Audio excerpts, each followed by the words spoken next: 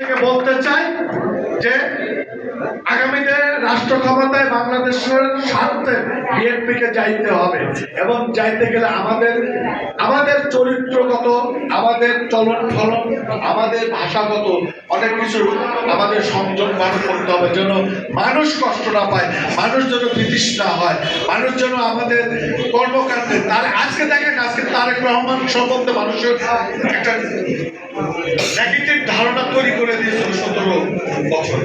আজকে সারা বাংলাদেশের পুরায় যাচ্ছিতে যেখানে যাচ্ছে, দেখেন আপনি এমন একটা লোক পাবেন না যে তারেক রহমানের এই 5 তারিখের পর থেকে বাংলাদেশের যতটা বক্তব্য সে দিয়েছেন, যে কমিটমেন্ট গুলো করেছে, প্রত্যেকটা মানুষের মধ্যে একটা আত্মবিশ্বাসের জায়গা তৈরি করেছে।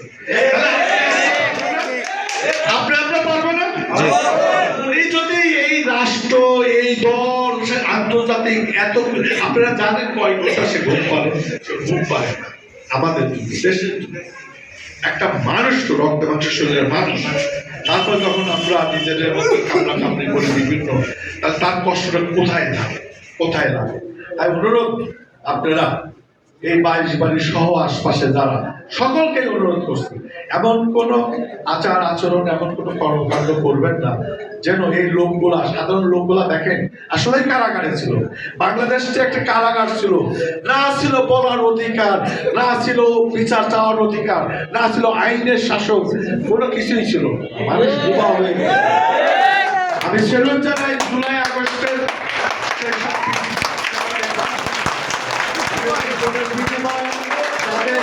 আহত বন্ধুত্বের বিনিময়ে আজকে নব্য স্বাধীন বাংলাদেশ গড়ে উঠেছে।